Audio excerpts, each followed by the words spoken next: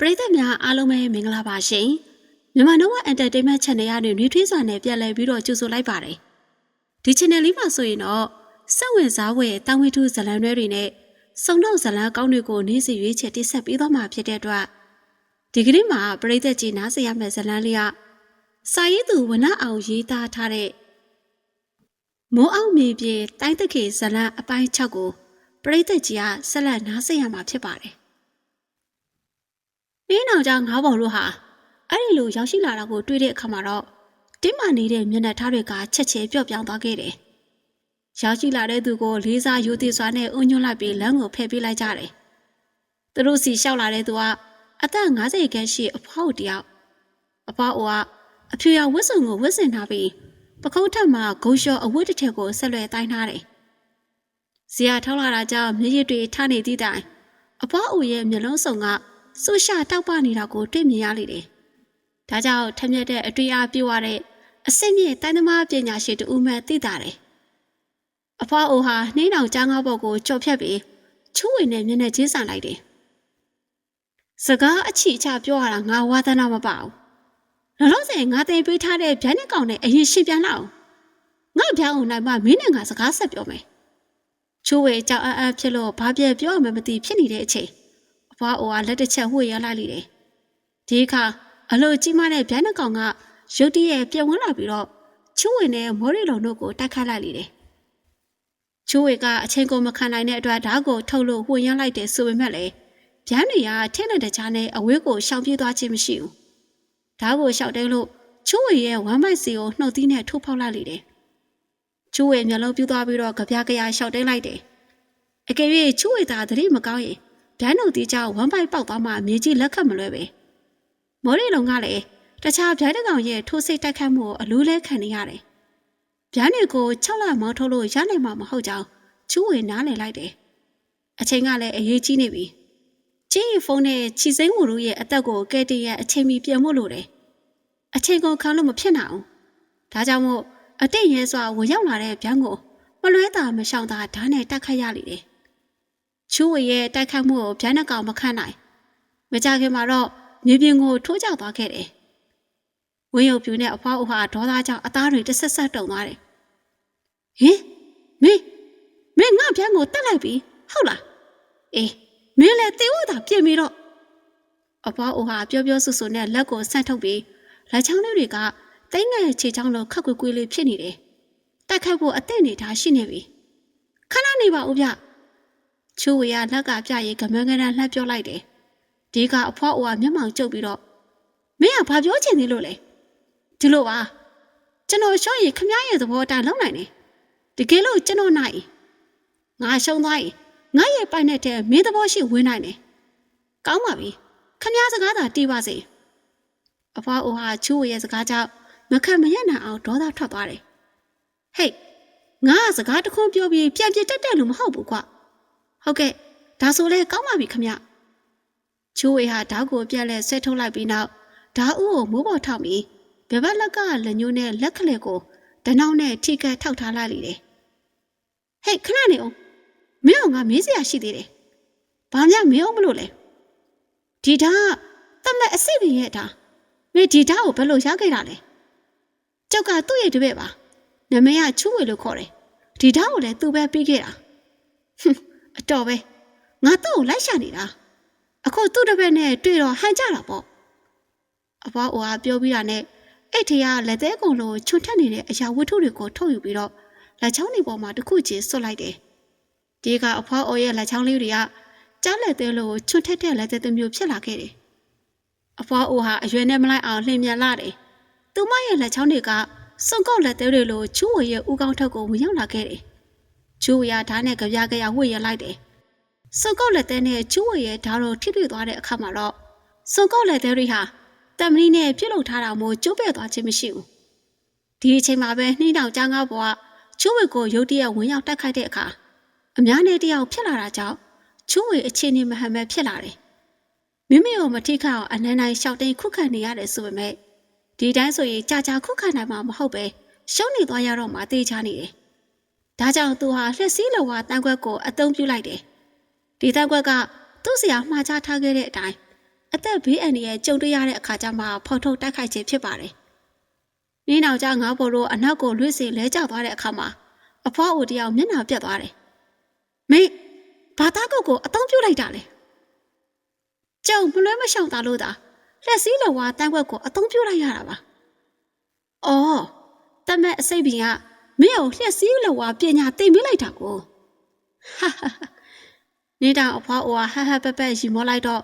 ချိုးဝေကြောင်အံ့ဖြစ်သွားတယ်။နင်းနောက်အဖွားအိုကဘာကြောင့်ရီမောလိုက်တယ်ဆိုတာသူနားမလည်ဘူး။ဘာပဲဖြစ်ဖြစ်တနေ့နေ့မှမင်းကိုတတ်မှဖြစ်မယ်။ဒါမှလည်းလက်စည်းလော်ဝါတိုင်းကတိုင်းလောက်ကလေးကနေပြောက်ကွယ်သွားမှာ။ခမရကြောက်ဟိုနိုင်ဒီလက်စည်းလော်ဝါတိုင်းကိုကြောက်တတ်လို့ဘယ်တော့မှအတော့မပြုတ်တော့ဘူးလို့ခရီးပေးတယ်။အေးမင်းတို့ငါရှုံးသွားရင်ငါလည်းဆက်ပြီးအသက်ရှင်ရမှာရှက်တယ်။ပြောဆူနဲ့နေတောင်အဖွားအိုဟာချူးဝေကိုစတင်တက်ခတ်လိုက်လေတယ်။အဖွားအိုရဲ့တိုင်းပညာကထိမှတ်ထားတာတဲ့ပုံမမြင်မနေတာကိုတွေ့ရတယ်။ဒေဝီတိုင်းကိုကွက်နဲ့အဖွားအိုကိုရှင်ပြန်အနာယူဖို့များစွာခက်ခဲနေတယ်။ဒါကြောင့်ချူးဝေကတိုင်းကွက်အမျိုးမျိုးပြောင်းပြီးတော့အဖွားအိုကိုရင်ဆိုင်တိုက်ခတ်နေပါတော့တယ်။မော်ရီလုံဟာရက်ကြည့်နေမိတယ်။ချူးဝေနဲ့နှင်းတောင်အဖွားအိုတို့ရဲ့တပ်ပွဲကတစပုံမပြစ်ထန်လာတာကိုတွေ့မြင်ရပြီးသေးသေးချာချာသတိထားကြည့်လိုက်တဲ့အခါကျမှချူးဝေကနှင်းတောင်အဖွားအိုကိုခက်ခဲစွာနဲ့ရင်ဆိုင်နေရတာကိုမော်ရီလုံသတိပြုမိလေတယ်။ချူးဝေအတွက်စွန့်ရည်ပူပန်လာမိတာကြောင့်နှင်းတောင်အဖွားအိုစီကိုတဟုန်တို့ဝင်ရောက်တိုက်ခတ်လိုက်လေတယ်။မမျော်လင့်မဲ့မော်ရီလုံဝင်ရောက်လာတဲ့အတွက်ချူးဝေအော်ထင်းလာသွားတယ်။မော်ရီလုံဖဲစားသူ့စကားမဆုံးခင်မှာပဲနှင်းတောင်အဖွားအိုရဲ့ချိကချက်ကမော်ရီလုံရဲ့ဝမ်းဘက်ကိုကန်မိလက်တာဖြစ်သွားတယ်။မော်ရီလုံဟာသရင်တရားနဲ့ဖင်နာရဲ့လဲကျသွားခဲ့တယ်။သူဟာဆက်ဆက်ကဒေါသထွက်သွားပြီးတော့ထပ်မံတိုက်ခိုက်ဖို့ဟန်ပြလိုက်တဲ့ချိန်နှင်းတောင်အဖွားအိုကလက်တစ်ချက်ဝှုတ်ရလိုက်တဲ့အခါမှာဓာငယ်တလက်ကမော်ရီလုံစီကိုတက်မဲ့စွာနဲ့ဝင်ရောက်လာခဲ့ပါတော့တယ်။ချိုးဝေရဲ့အတန်ကြောင့်မော်ရီလုံကမန်ကန်နဲ့ရှောင်လိုက်တယ်ဆိုပေမဲ့မလွတ်ဘူး။ဓာငယ်ကသူ့ရဲ့လက်မောင်းကိုထိုးဖောက်ဝင်ရောက်လာခဲ့တယ်။မော်ရီလုံဟာဆက်ဝင်လာတဲ့ဓာတ်ကိုဆွဲနှုတ်လိုက်တယ်ဆိုပေမဲ့မဟန်နိုင်မဲ့မြေပေါ်ကိုလဲကျသွားခဲ့တယ်။ချူဝေဟာမော်ရီလုံကိုစိုးရိမ်ထင်းလန့်စွာနဲ့အော်ဟစ်ရင်မော်ရီလုံစီကိုပြေးသွားခဲ့လေတယ်။ရန်သူကိုရေဆိုင်နေမှမသိတော့ပဲတတိလက်လို့ဖြစ်သွားတာကြောင့်နှင်းတောင်အဖွားအိုရဲ့လက်ဝါးကသူ့ရဲ့ကြောပြည့်စီကိုပြေးထန်စွာနဲ့လာရောက်ထိမှန်มาတော့တယ်။ချူဝေရဲ့ခန္ဓာကိုယ်ဟာမြေပြင်ပေါ်ကိုလဲကျပြီးတော့3-4ပတ်လောက်လဲသွားတယ်။အဲ့ဒီအချိန်မှာပဲနှင်းတောင်အဖွားအိုကဒိုင်းတကောင်လိုချူဝေရဲ့ကိုပေါ်စီကိုခွန်အောင်လိုက်တဲ့အခါမှာတော့ကအားလောက်စားနဲ့ပဲချူဝေတယောက်ရှောက်တိန်နိုင်ခဲ့ပါတယ်။သူ့ရဲ့ခန္ဓာကိုယ်ကမြေပြင်ပေါ်3ပတ်လောက်ခုန်လိုက်ပြီးတော့စက္ကနဲ့မတ်တက်ထားရလိုက်တယ်။တစ်ဆက်တည်းမှာပဲမိုးအောင်မြေပြေတန်းကွက်နဲ့ခေါင်းလာတဲ့နှင်းတောင်အဖွားအိုကိုတွန်းထုတ်လိုက်လေတယ်။နှင်းတောင်အဖွားအိုကလုံးဝမထင်မှတ်ပဲပြက်လဲတက်ခိုက်ခံရတာကြောင့်ဘလို့မှမရှောင်နိုင်တော့ဘူး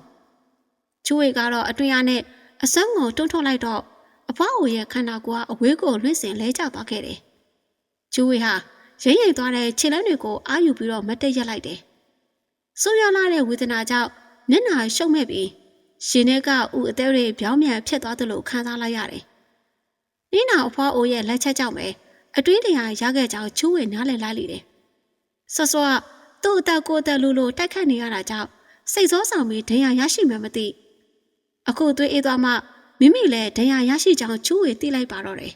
။ဒါပေမဲ့ရန်သူအရှိမမိမိဒဏ်ရာရခဲ့တာကိုမသိစေချင်လို့အန်ကျက်ရင်တင်းခံနေလိုက်တယ်။သူဟာကိုမတ်လို့နှင်းတောင်အဖွားအိုစီကိုဟန်မပြတ်လျှောက်သွားတယ်။နှင်းတောင်အဖွားအိုကမိမိစီလျှောက်လာနေတဲ့ချူဝေကိုမြင်တဲ့အခါမှာတော့အံ့အားသင့်သွားတယ်။ဘာကြောင့်လဲဆိုတော့အဖွားအိုကချူဝေကိုလက်ဝါးနဲ့မိမိရိုက်ချနိုင်ခဲ့သည့်တိုင်ချူဝေကလဲကျမသွားပဲမိမိစီလျှောက်လာတာကိုမြင်လိုက်ရတယ်။မေငါ့ကိုတတ်စရာမလိုငါ့စကားအတိုင်းငါ့ကိုငါတတ်မယ်။ချူဝေကရှောင်လန်းနေတဲ့ခြေအစုံကိုရက်တက်လိုက်ပြီးစိတ်မကောင်းဖြစ်သွားမိတယ်။တကယ်တော့သူကအဖွားအိုကိုရမှုဖို့လာခြင်းမဟုတ်အဖွားအိုကိုအနာတရားမဖြစ်စေခြင်းတလို့ကိုလည်းအဆုံးမစီရင်လို့ဒီအကြောင်းကိုရှင်းပြဖို့ရှောက်လာခဲ့တယ်ဆိုပေမဲ့အဖွားအိုကသူ့ကိုအထင်လွဲနေတယ်။အဖွားအိုကလဲကျနေရကဆုရှစွာလေချုံလိုက်တဲ့အခါမှာတော့စကူတောင်းအချက်ပေးခြင်းလို့ထင်မှတ်ပြီးချူဝေရင်ထိတ်သွားခဲ့တယ်။ဒါပေမဲ့စကူခေါ်ခြင်းမဟုတ်တာကိုချူဝေချက်ချင်းဆိုသလိုသိရှိလိုက်ရတယ်။လေချုံတဲ့အဆုံးမှာကောင်းငင်မှာဗျံလင်းကားကောင်လောက်ပြက်တန်းလာတာကိုတွေ့လိုက်ရတယ်။ဗျံတွေကနှ မြေတောင်အဖွားအိုရဲ့ထိပ်ဘက်ကောင်းကင်ရမှာဝဲပြက်နေပြီးတော့ချူဝေတရားအော်အော်စွာနဲ့ငေးကြည့်နေတဲ့အချိန်မှာပဲမြေတောင်အဖွားအိုဟာလက်ညှိုးတစ်ချောင်းထောင်လို့ဆောင်းဝိုင်းပုံစံနဲ့ဝှက်ရဲလိုက်တယ်။အဲနောက်အဝေးစီလက်ညှိုးညွှန်ပြလိုက်တဲ့အခါပြန်ဝဲနေတဲ့ဗျာနေကအဖွားအိုရဲ့အချက်ပြမှုကိုနားလည်သိရှိရတဲ့တဆာဆာဟစ်ကျွေးနေပါတော့တယ်။ဗျာနေရဲ့အုံမြင့်ဟစ်ကျွေးတန်ကခြေခွဲဝမ်းနဲ့ဝဲကောင်းလာတယ်လို့ချူဝေခံစားလိုက်ရတယ်။ဒီခိုင်းမှာပဲဗျာနေဟာတံပြိုင်ဂီကနေကိုအောင်မြလို့အဝေးစီပြတ်တန်းသွားခဲ့ပါတော့တယ်။ချူဝေစိတ်မကောင်းဖြစ်သွားမိတယ်။အဖွားအိုကမိမိကိုယ်ကိုတိတ်ဆုံးတော့မယ်လို့ထင်မှတ်ထားတဲ့ပုံပဲ။ဒါကြောင့်လေမွေးမြူထားတဲ့ဗျာတွေကိုအဝေးစီနှစ်ထုတ်လိုက်တာဖြစ်မယ်လို့ချူဝေမှန်းဆတွေးတောနေမိတယ်။ဒီချိန်အဖွားအိုကမျက်ရည်တုပ်ပြီးငါရှုံးသွားပါပြီ။ဒါကြောင့်ငါစကားအတိုင်းငါကတတ်သိမ့်မယ်။အဖွားအိုကပြောပြောဆူဆူမိမိရဲ့ငယ်ထက်ကိုလက်ဝါးနဲ့ရိုက်ချဖို့ဟန်ပြလိုက်တယ်။ချူဝေဟာရက်လိုက်ရလှမ်းအုပ်ဖို့ပါးစပ်ဟလိုက်တဲ့အချိန်လူတစ်ယောက်ရဲ့အတန်ကကြဲလောင်စွာနဲ့ထွက်ပေါ်လာခဲ့တယ်။ချူဝေတအိုက်တော်ဖြစ်ပြီးအတန်လာရာစီကိုလှည့်ကြည့်လိုက်တော့အဖိုးအိုနူအေးဆေးစွာနဲ့ရှောင်းနှမ်းလာတာကိုတွေ့ရပြီးနင်းတောင်အဖွားအိုကလည်းဟန်ထားတဲ့ကြောင်လက်ကိုရုပ်သိမ်းလို့အဖိုးအိုနူကိုကြည့်လိုက်လေတယ်။အဖိုးအိုနူတွေကတူကတောင်ကုန်းအဖိုးအိုဖြစ်နေပြီးအဲ့ဒီအဖိုးအိုကိုမြင်တွေ့လိုက်ရတာနဲ့ချူဝေထင်းလက်တုံးလောက်သွားခဲ့တယ်။ဒုက္ခပါပဲ။သူနဲ့မှလာတိုးနေမြတ်ပြီ။ချူဝေနှုတ်ကနေစိတ်ပြက်လက်ပြက်နဲ့ညီးသွားလိုက်မိတယ်။တောင်ကုန်းအဖိုးအိုနဲ့သူကတစ်ချိန်ကရှင်ပြတက်ခိုက်ခဲ့ဘူးတယ်။အဲ့ဒီတော့ကချူဝေအနိုင်ရရှိခဲ့တယ်။ဒါကြောင့်မို့လို့လေတောင်ကုန်းအဖိုးအိုကချူဝေကိုမကြင်မနဲ့ဖြစ်ပြီးရန်ညိုထားခြင်းလဲထားလိုက်မယ်။အခုတောင်ကုန်းအဖိုးအိုနဲ့ပြန်လဲတွေ့ဆုံခြင်းကရန်စာအသေးထပ်မံဖြစ်ပွားရန်ဖန်တီးသလိုများဖြစ်နေမလားလို့ချူဝေတွေးတောပြီးတော့စိတ်ပြတ်သွားခဲ့တယ်။တောင်ကုန်းအဖိုးအိုကနင်းနာအဖွားအိုရဲ့အရှိကိုရောက်လာပြီးတော့ဒီမှာညီမဘာဖြစ်လို့ဒီလိုလုပ်ရတာလဲ။တောင်ကုန်းအဖိုးအိုနဲ့နှင်းတောင်အဖွားအိုတို့ကဆရာတူမောင်နှမတွေဒါကြောင့်မို့လို့လေတယောက်နဲ့တယောက်ရင်းနှီးချစ်ခင်ကြတယ်။တယောက်ကိုတယောက်ဖိမခဲ့ကြတယ်။တယောက်ရဲ့အရေးကိုတယောက်ကကိုယ့်အရေးလို့ယူဆတာကြောင့်နှင်းတောင်အဖွားအိုကကိုတက်တိမကိုတောင်ကုန်းအဖိုးအိုကဘလို့နီးနဲ့မှလက်ပိုက်ကြည့်နေမှာမဟုတ်ဘူး။ကြောက်ရှုံးသွားပြီပဲ။လူလောကကြီးမှာစစ်နေလို့ဘာထူးတော့မှလဲ။နှင်းတောင်အဖွားအိုကနာနာကြီးကြီးပြောလိုက်တော့တောင်ကုန်းအဖိုးအိုကချူဝေဘက်ကိုလှည့်လို့မျက်တောင်နေနဲ့ကြည့်လိုက်က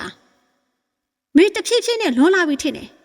။ကြောက်ဘယ်သူမှရမ်းမရှာပါဘူး။ရမ်းရှာစရာအကြောင်းလည်းမရှိဘူး။အခုကိစ္စမှလည်း तू အဆပြီးစိန်ခေါ်လို့ပါ။ချူဝေကအကျိုးအကြောင်းရှင်းပြပေမဲ့တောင်ကုန်းအဖိုးအိုကလက်ခံနိုင်ဖို့မပေါ်။အေးပေါ့ကွာ။ဘာပဲဖြစ်ဖြစ်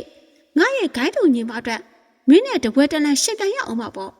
။ချူဝေရေးထိတ်သွားခဲ့တယ်။အခုချိန်မှာသူ့အနေနဲ့ရှင်းပြနိုင်စွမ်းရှိမှာမဟုတ်။ရရှိထားတဲ့အတွင်းနေရာကြောင့်ကိုတော့မနဲ့အားတင်းနေရတယ်။တကယ်တမ်းရှင်းပြရမယ်ဆိုရင်တောင်ကုန်းအဖိုးအိုကိုဘလို့မှခုခံနိုင်စွမ်းရှိမှာမဟုတ်ဘူး။ဒါပေမဲ့ဟာကိုဘို့ဆိုသလိုချူဝေဟန်မပြတ်ပြုံးပြီးတော့ရပါတယ်။ကျုပ်ကတော့စပြီးမတိုက်ခတ်ဘူး။ခမည်းတော်ကတိုက်ရင်တော့တမျိုးစဉ်းစားရမှာပေါ့။ဒီချိန်တောင်ကုန်းအဖိုးအိုနဲ့လိုက်ပါလာတဲ့တခြားအဖိုးအိုကအမတ်မထေမြေပေါ်မှာသတိမိနေတဲ့မော်ရီလုံကိုတွေ့မြင်သွားခဲ့တယ်။ဟင်မော်ရီလုံမလား။အဖိုးအိုဟာသတိမိနေတဲ့မော်ရီလုံကိုစိုးရိမ်တကြီးပွေ့ချလိုက်ပြီးနောက်ချူဝေကိုအလွန်ဒေါသထွက်တဲ့မျက်လုံးနဲ့ကြည့်ပြီးတော့ဒါမင်းရဲ့လက်ချက်မဟုတ်လား။အဖိုးအိုရဲ့အမူအရာကမော်ရီလုံကိုအလွန်တန်ရောစီကြီးမားနေတဲ့ပုံပေါ်တယ်။မော်ရီလုံအတွက်အရာရာစွန့်စားလောက်ကင်မဲ့အသိရှိနေတယ်။အဖိုးအိုဟာမော်ရီလုံရဲ့ဆရာဖြစ်မယ်လို့ချူဝေတွေးတောလိုက်မိတယ်။ကြောက်လက်ချက်မဟုတ်ပါဘူးဗျ။သူနှင်းတောင်ဖွားဖွားရဲ့လက်ချက်နဲ့ဒဏ်ရာနည်းနည်းရသွားတာပါ။ချူဝေကအဖြစ်ပြအားလုံးကိုအသေးစိတ်ရှင်းပြလိုက်တဲ့အခါကျမှအဖိုးအိုရဲ့ဒေါသထွက်နေတဲ့မျက်နှာကပြန်လဲပျော့ပြောင်းသွားခဲ့တယ်။အဖိုးအိုဟာဘာပြန်ပြောရမှန်းမသိတော့ပဲငင်းခံတွေ့ဝေသွားခဲ့တယ်။ခမအညာတို့ကအဖိုးမဟုတ်လား။ဟုတ်တယ်။မင်းကဘလို့လို့သိရလဲ။မော်ရီလုံငါပြောပြလို့ပါ။ဒီချိန်တုန်းကအဖိုးအိုဟာချူဝေနဲ့ရှင်ပြတက်ခတ်ဖို့မျက်နှာချင်းစာလိုက်တယ်ဆိုပေမဲ့သူကချူဝေရဲ့တိုင်းပညာကိုတွေ့မြင်ခဲ့မှုတာကြောင့်ရုတ်တရက်ဝင်ရောက်တက်ခတ်ဖို့မဝင့်မရဲဖြစ်နေတယ်။တောင်ကုန်းအဖိုးအိုတိုးဆုံဖြစ်နေတာကိုမြင်တဲ့အခါမှာတော့နှင်းတောင်အဖွားအိုကအသာခေါင်းတောင်ထပြီးသူကျမရဲ့စုပ်ကုတ်လောကမိထားတယ်။ချူရဲ့အားနည်းချက်ကိုလှမ်းပြောလိုက်တဲ့အခါတောင်ကုန်းအဖိုးအိုရဲ့မျက်နှာကရုပ်ကြီးဆိုသလိုရှင်းပြသွားခဲ့တယ်။ ကြောက်ရွံ့နောက်တော့တဲ့စိတ်တွေကလည်းချစ်ချင်းပဲပျောက်ပြတ်သွားခဲ့တယ်။ဒါဆိုအတော်ပဲဒီတစ်ခါတော့ဒီကောင်ကိုတစ်ခါတည်းအပီးပိုင်ရှင်းပြလိုက်မယ်။တောင်ကုန်းအဖိုးအိုကလဝနှစ်ဖက်ကိုဆက်ထုတ်ပြီးအတွေ့အားတွေကိုစုစည်းလိုက်တယ်။အဲ့နောက်တိုက်ခတ်ရဟပ်ပြလိုက်တယ်။နေအောင်ဘာဖြစ်လို့လဲဗျ။သူ့မှာဒဏ်ရာရထားတယ်မဟုတ်လား။အခုလိုအချိန်ခါမှာသူနဲ့ရှင်းပြတိုက်ခိုက်မယ်ဆိုရင်ဘယ်တရားကြပါမလဲ။သူကျုပ်ကိုဒုက္ခပေးတာများပြီဗျ။နောက်ကိုဆက်ပြီးဒုက္ခမပေးနိုင်အခုကလေးကရှင်းမဖြစ်မှာပေါ့။ရန်ကိုရချင်းမတောက်နေနဲ့လို့ဆိုရိုးစကားရှိတယ်မဟုတ်လား။ရန်လို့တော့ရန်ပို့တယ်။ရန်မလို့တော့ရန်ပြို့တယ်တဲ့။ဒါကြောင့်ခမညီမကိုပြုစုဖို့ပဲကြိုးစားစေချင်တယ်။ခမရဲ့ညီမဒဏ်ရာပြောက်ဖို့ကပို့ပြီးအရေးကြီးတယ်။တောင်ကုန်းအဖိုးကရောက်ရောက်လို့အနောက်ကိုလှည့်ကြည့်လိုက်တယ်။နင်းတောင်အဖွားအိုရဲ့အခြေအနေကိုတွေ့မြင်တဲ့အခါမှာတော့စိုးရိမ်သွားခဲ့တယ်။ညီမနင်းတောင်အဖွားအိုကပြန်လဲမထူးနိုင်တော့ဘူး။သိဆုံးနေလေပြီ။တောင်ကုန်းအဖိုးအိုရဲ့မျက်လုံးအစုံကမီးတောင်မီးလျံလုံးနေရလာပြီးတော့အဲတင်းနေချိတ်ကလဝါကိုဆက်ထုတ်ပြီးချူဝေကိုချစ်ရွက်လိုက်တဲ့အချိန်အညတ်ရအဖိုးအိုကသူတို့နှစ်ယောက်ရဲ့ဂျားတို့ကိုဝင်ရောက်လာပြီးတော့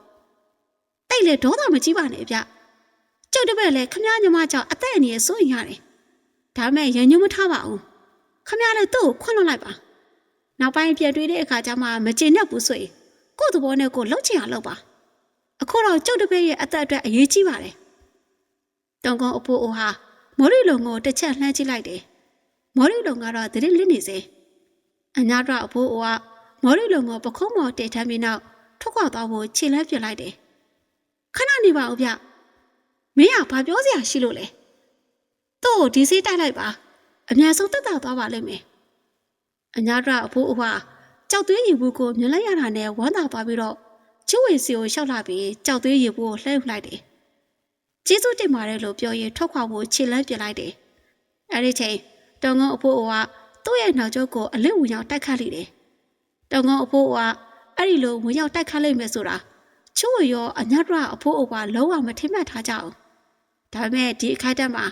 ချူဝေကအတွေ့အကြုံနဲ့ဒဏ်ရာကိုတတ်တာအောင်ကုသနိုင်ခဲ့ပြီမို့တောင်ကုန်းအဖိုးအိုကအညတ်ရအဖိုးအိုကိုဝင်ရောက်တိုက်ခိုက်တာကိုတွေ့တာနဲ့လက်တစ်ပြက်ပြန်လဲလှုပ်ရှားနိုင်ခဲ့တယ်။သူဟာမိုးအောင်မြေပြေတိုက်ကွက်နဲ့တက်ခတ်လာတဲ့လဝါနှစ်ဖက်ကိုကမန်းကနထိုးခံလိုက်လေတယ်။ချူဝေနဲ့တောင်ကုန်းအဖိုးအိုရဲ့လဝါနှစ်စုံပြည့်ထက်စွာထိတွေ့သွားခဲ့တယ်။နှစ်ယောက်စလုံးကလည်းအနောက်ကိုအရှိန်နဲ့လွှင့်ဆွေသွားခဲ့ပြီးတော့ဘသူမှမဟန်နိုင်မဲ့ဗျိုင်းတို့ရိမ့်ရသွားခဲ့တယ်။ချူဝေရဲ့ပါဇက်ထရနဲ့သွေးတွေအထွက်လာခဲ့တယ်။တောင်ကုန်းအဖိုးအိုရဲ့ခန္ဓာကိုယ်ကတော့ရုပ်သေးကျိုးပြက်လဲကျသွားခဲ့တယ်။မထင်မဲ့တဲ့အဖြစ်အပျက်ကြောင့်အညတ်ရအဖိုးအိုကတတိငါမြကြောင်အန်ဖြစ်သွားပြီးနောက်မှတရိယကချူဝေကိုအံ့ဩစွာနဲ့ကြည့်လိုက်တယ်။ဘယ်နဲ့နေသေးလဲ။ကျွန်တော်အတွက်ကိစ္စမရှိပါဘူး။ချူဝေကအာတိမီပြောလိုက်ရတယ်ဆိုပေမဲ့စကားဆုံးတာနဲ့မဟန်နိုင်တော့ပဲလဲကျသွားခဲ့တယ်။ဟာမင်းဘယ်လိုဖြစ်သွားရတာလဲ။အညတ်ရအဖိုးအိုကစိုးရိမ်တကြီးနဲ့ချူဝေစီကိုပြေးလာပြီးတော့အဖိုးကိုရောက်မလာခင်မှာပဲချူဝေတယောက်လူးလဲထကမလိုပါဘူးဗျာကျုပ်ကိုကျုပ်ကိုနိုင်ပါတယ်ချူဝေကမြေပေါ်ကနေလူးလိန်ထားလို့ဒရင်တရားနဲ့မြင်းရှိရာစီကိုရှောက်သွားပြန်ပြီးနောက်မြင်းပေါ်ကိုခုန်တက်လိုက်လေတယ်မြင်းဟာတစ်ချက်ဟီပြီးနောက်ကစုံမဒုံဆိုင်ကထွက်ခွာသွားခဲ့တယ်အညာတော့အဖိုးအိုကတော့ချူဝေထွက်သွားတာကိုလှမ်းကြည့်တပြည့်တစ်ချက်ကိုချလိုက်ပါတော့တယ်အတော့ခေါင်းမာတဲ့လူငယ်ပါလားအဲ့ဒီလိုစိတ်မသက်သာစွာရေရွရေမော်ရီလုံကိုထမ်းလို့နေတောင်ကနေတရွေ့ရွေ့ထွက်ခွာသွားခဲ့တယ်။မြင်းကကစုံမောက်ပြေးလာပြီးတော့ချိုးဝေကတော့မြင်းခေါ်စားရနောက်ကိုလိုက်ပါလာခဲ့ပြီးမြင်းကလည်းချီဦးတက်ရပြေးနေပါတော့တယ်။တရားကြောင့်ချိုးဝေတတိကင်းလို့တူဦးလို့ဖြစ်နေတယ်။ဘယ်ရောက်လို့ဘယ်ပေါက်မှမသိ။မြင်းကတောင်ညိုတောင်ကြားစီကိုပြေးလာရင်ဆွဆွငငယ်တစ်ချက်ဟိလိုက်ပြီးနောက်ခြေကိုမလို့ဗရက်ရက်လိုက်တဲ့အခါချိုးဝေတယောက်တတိပြက်ဝင်လာပြီးမြင်းရဲ့စကြိုးကိုတုံငနဲ့ဆွဲလိုက်တယ်။ဒါမဲ့နောက်ကျသွားပြီးတော့မြင်းရိုးလူပါကြောက်ကဘာတစ်ခုတည်းကိုထိုးဆိုင်ကျသွားခဲ့လိမ့်ပြီ။ချူဝေရဲ့အာယုံတစ်ခုလုံးအမောင်တို့ကကြီးစိုးသွားခဲ့ပါတော့တယ်။ဘယ်လောက်ကြာသွားမှမသိချူဝေသတိရလာတဲ့အခါမှာတော့ဒီကိုယ်လုံးကထုံချေကြိုက်ခဲနေတဲ့ဝေဒနာတွေကိုခံစားနေရပါတယ်။နှလုံးတွေကိုအသားရောက်ဖွင့်ကြည့်လိုက်တဲ့အခါမှာလေပထမတော့အမြင်အာယုံတစ်ခုလုံးဝေဝန်းနေပြီးဘာတစ်ခုမှတဲတဲကွဲကွဲမမြင်ရအတဲကြမှာအမြင်အာယုံကပြပြလာတဲ့အခါ သူ့အနီးမှာမင်းကလေးတယောက်ထားနေတာကိုတွေ့မြင်လိုက်ရတယ်။ချိုးဝေစက်ခနဲ့ထားလိုက်မိတယ်။ဒါပေမဲ့ခေါင်းနဲ့မက်ကနေဖြစ်သွားတာကြောင့်ခဏပြန်မင်းလိုက်လေတယ်။တအောင်မြကြတော့မျက်လုံးကိုပြက်ဖွေးကြည့်တဲ့အခါမင်းကလေးကသူ့အနီးမှာပဲရှိနေသေးပြီးတော့ပေါင်ပေါ်မှာဘန်းတစ်ခုရှိနေပြီးအဲ့ဒီဘန်းထဲမှာလေချိုးဝေမသိတဲ့တိတိတချို့ရှိနေတာကိုတွေ့ရလေတယ်။ချိုးဝေကမင်းကလေးကိုတေချာစွာစိုက်ကြည့်ရင်ကမျက်လုံးပြူးကျသွားခဲ့တယ်။ရှေ့ကိုရှင်ဘာပြောလိုက်တာလဲရှေ့ချိုးဝေရဲ့ခေါ်တဲ့ကြောင့်မင်းကလေးကမျက်မှောင်ကျုပ်သွားခဲ့တယ်။ချိုးဝေကတော့ရှက်ရုပ်ကိုပြန်လဲတွေးဆုံရတဲ့အတွက်လှက်လိုက်လဲဝမ်းသာချီနှုတ်ပြီးမင်းကလေးရဲ့ခါကိုဝမ်းသာအားရတိုက်ဖက်မိလေတော့မင်းကလေးကအံ့အားသိဟန်နဲ့မျက်လုံးပြူးသွားခဲ့တယ်ဆိုပေမဲ့ညှင်းဆန်ခြင်းမပြုတ်ပဲငြိမ်သက်တိတ်ဆိတ်နေတယ်။ညီမတကယ်မသိဘူးနော်။အခုမှညီမအတွက်စိတ်ပူလိုက်ရတာ။ချိုးဝေဟာစိတ်လို့ရှားစွာနဲ့တွတ်ရေရွတ်ပြောဆိုနေလေတယ်။မင်းကလေးကတော့ရှက်ရွနဲ့ခေါင်းကလေးငုပ်ထားပြီးခဏကြာမှတော့ချိုးဝေကိုနားမလည်နိုင်သလိုမောကြည့်လာခဲ့တယ်။ချိုးဝေဟာမင်းကလေးကိုရှက်ရွလို့ပဲထင်မှတ်နေတာ။မင်းကလေးကတော့တေတီတလုံးကိုချိုးဝေရဲ့ပါးစပ်ထဲကိုခုန်ပေးလိုက်တယ်။အနက်ကမွှေးကြပြင်းလွန်စွာချုံမြင်လှတဲ့တေတီချိုးဝေကတေတီကိုဆိုင်ကပုံဝဲကျင်ကိုအမှတ်မထင်ဝေးကြည့်လိုက်တယ်။သူရောက်နေတဲ့နေရာကအယောင်ဆုံးအသေးဆုံးနဲ့ပန်းမောင်းစုံဖူးပွင့်နေတဲ့တာယာလှပတဲ့နေရာတစ်ခုဖြစ်ကြောင်းတွေ့ရတယ်။သူရင်သက်ရှုမောစွာနဲ့အော်အော်နေမိတယ်။ရှုပ်ထွေးလာတဲ့တန်လောက်ကနဲ့နှိုင်းစာမယ်ဆိုရင်ဒီနေရာလေးကချမ်းမြေပျော်ရွှင်ပွဲကောင်းလာတယ်။ဒီနေရာလေးမှာမိမိရဲ့တန်ရောစီရှိတဲ့ရှက်ရုပ်နဲ့အတူတကွနေထိုင်ရမယ်ဆိုရင်ဒီလောကမှာမိမိထက်ပိုလို့ပျော်ရွှင်ချမ်းမြေသူရှိမှာမဟုတ်ဘူးလို့ချိုးဝေစိတ်ကူးရင်လိုက်မိလေတယ်။သူဟာရှက်ရုပ်ကိုတစ်ချက်အကဲခတ်ကြည့်လိုက်တယ်။အခုချိန်ထိရှက်ရုပ်ကခေါင်းလေးငုံထားပြီးတော့စကားလည်းတစ်ခုမှမပြော။ရှက်ရုပ်မင်းဘယ်လိုလုပ်ပြီးဒီကိုရောက်လာတာလဲ။ဒီနေရာကိုရောဘယ်လိုခေါ်လဲ။ရှင်ပြောတာတွေကိုကျမနားမလည်ဘူး။ရှေ့တောင်မောကကြလာပြီးသတိမေ့နေလို့ကျမရှင့်ကိုကဲပြီးပြုစုထားတာ။ဗျာချိုးဝေပါဇက်အောင်သားဖြစ်သွားခဲ့တယ်။မင်းကလေးကိုမျက်လုံးအကြောင်သားနဲ့ငေးကြည့်နေတော့ဘလို့ပဲကြည့်ကြည့်ဒီမင်းကလေးကရှက်ရုပ်မှရှက်ရုပ်အစ်စ်ပဲ။ရှက်ရုပ်မင်းငါ့ကိုမမှတ်မိတော့ဘူးလား။ရှင့်ကိုကျမမှမသိတာဘလို့လို့မှတ်မိနိုင်မှာလဲ။တေးသေးချာချာကြည့်ပါဦးချိုးဝေလေကျမရှက်ရုပ်မဟုတ်ဘူး။ရှင့်ကိုလည်းကျမမသိဘူး။ချိုးဝေကြောက်အားဖြစ်သွားတယ်။မင်းကလေးကသူ့ကိုပြုံးပြကမတ်တရက်ပြီးနောက်ခက်လန်းလန်းကိုလက်ညှိုးညွှန်ပြပြီးတော့ကျမဟိုအိမ်မနေပါတယ်။ကျမနောက်ကိုလိုက်ခဲ့ပါ။ရှင့်ကိုကျမထမင်းချက်ကျွေးမယ်။ချိုးဝေကသူမရဲ့လက်ကလေးကိုဖမ်းဆဲပြီးနောက်ရင်ခွင်ထဲကိုဆွဲသိမ်းကပွေဖတ်လိုက်လေတယ်။မင်းကလေးကမျက်လုံးပြူးကျပြီးအထိတ်တလဲရုန်းကန်လိုက်လေတယ်။ရှင့်ရုပ်မင်းငါ့ကိုမုန်းနေမယ်ဆိုတာငါသိပါတယ်။ငါ့ကိုပေးချင်တဲ့အပြစ်ပေးပါဒီလိုတော့မကြည့်စေပါနဲ့ကွာမင်းကလေးဟာချိုးဝေရဲ့ရင်ဝင်ထဲကရုန်းကန်တိုးထွက်လိုက်တယ်ဆိုပေမဲ့ချိုးဝေကတော့ကြဲကြဲစွာနဲ့ပွေ့ဖက်ထားတဲ့အတွက်ရုန်းကန်မရပဲဖြစ်နေတယ်ချိုးဝေမျက်မှောင်ကျုပ်သွားတယ်ရုန်းကန်နေတဲ့မင်းကလေးကတိုင်းပညာလုံးဝမတက်ကြောင်သိလိုက်ရလေတယ်ရန်ရုပ်ကတော့တိုင်းပညာတက်တာကြောင့်ချိုးဝေအနှင်းငယ်တန်တရားဝင်လာခဲ့တယ်ဒါပေမဲ့ရှမ်းရုပ်ဟာကြောက်ကဘာတဲ့ကြားခဲ့သူမို့ဒဏ်ရာအကြီးကျယ်ရပြီးမှတ်ညံနဲ့ချုပ်ရင်းနိုင်တယ်တိုင်းပညာလည်းကွက်ပြောက်သွားနိုင်တယ်လို့ချိုးဝေယူဆမိတယ်မှတ်ညံချုပ်ရင်းသူတယောက်ဟာတိုင်းပညာကိုဘလို့အသုံးပြုနိုင်တော့မှလဲဒါတို့မိမိကိုလည်းမှတ်မိနိုင်တော့မှမဟုတ်အော်ရှမ်းရုပ်ရဲ့အဖြစ်ဆိုးလာကြည်လားကွယ်ချိုးဝေကမင်းကလေးကိုကျင်နာယူရစွာနဲ့တိုက်ဖက်ထားမိတယ်အချိန်တွေကတဖြည်းဖြည်းကုန်ဆုံးသွားခဲ့ပြီတခုတော့ညနေစေးစာအချိန်မှာတော့စိန်လန်းဆူပြေသောပန်းစုံတော်မှာလူငယ်တဦးနဲ့မိန်းကလေးတဦးတို့ယူရကျင်နာစွာနဲ့တိုက်ဖက်ထားတာကိုတွေ့ရတယ်လူငယ်ကကျူးဝေဖြစ်ပြီးမိန်းကလေးကတော့ချူးဝေကိုကဲ့တင်ပြုစုခဲ့တဲ့မိန်းကလေးဖြစ်ပါတယ်အတန်ကြာတော့မိန်းကလေးဟာချူးဝေရဲ့ရင်ခွင်ထဲကရုံထွက်ပြီးတော့ရှင်သားတော့မှမဟုတ်လားချူးဝေခေါင်းသာညင်းပြလိုက်တယ်မိန်းကလေးကတော့အဝေးစီကိုငေးရတက်ပြေးချနေမိတယ်ပြီးကမှချူးဝေကိုစူးစူးဆက်ဆိုင်ငေးကြည့်ပြီးရှင်ဘယ်သူလဲဆိုတာတေးသေးချာချာပြောပြပါအောင်နေပါအောင်မင်းရှမ်းရုံမဟုတ်လားမဟုတ်ဘူးရှမ်းရုံဆိုတာဘယ်သူလဲချူးဝေအတွေ့ရခတ်သွားတယ် မင်းကလေးကသူ့ကိုကြည်စဲနေတာမဟုတ်ကြောင်းသိရှိလိုက်ရတယ်။သူမကရှမ်းရုံမဟုတ်တာအမှန်ပဲလား။ဒီလိုဆိုရင်ဒီမင်းကလေးကဘာတူလဲ။ချိုးဝေငင်းငယ်တွေ့ဝေသွားခဲ့တယ်။ဒီမင်းကလေးကတော့မိမိကိုဘာကြောင့်အဆဆရရလိုလေသေးမရှိပြုစုစောင့်ရှောက်ပေးခဲ့ရတာလဲ။ဘာကြောင့်မိမိနဲ့ပေါက်သေးနေထိုင်ခဲ့ရတာလဲ။ဘာဆိုဘာမှမစင်စားတတ်အောင်ဖြစ်သွားတယ်။ရုတ်တရက်သူ့အချက်တစ်ခုရလာတယ်။ရှမ်းရုံဟုတ်မဟုတ်စက်တက်နိုင်မဲ့နီလန်းကိုသတိရမိတယ်။သူ့ရဲ့လက်နှစ်ဖက်ကမင်းကလေးရဲ့ပြည့်ဝေသွေးကြောနဲ့ထင်ခွဲသွေးကြောနှစ်ခုပေါ်ရုတ်တရက်စောက်ကန်လာလေတယ်။အရင်နောက်လဝါပေါ်စီအတွေ့အားတွေရောက်စေဖို့စူးစီးလိုက်တယ်။အတန်ကြာတော့ချိုးဝေရဲ့မျက်နှာတစ်ခုလုံးအလွန်အော်ထိတ်လန့်တဲ့အမူအရာတွေဖြစ်ပေါ်လာခဲ့တယ်။စက်တန်လိုက်တဲ့အခါကျမှ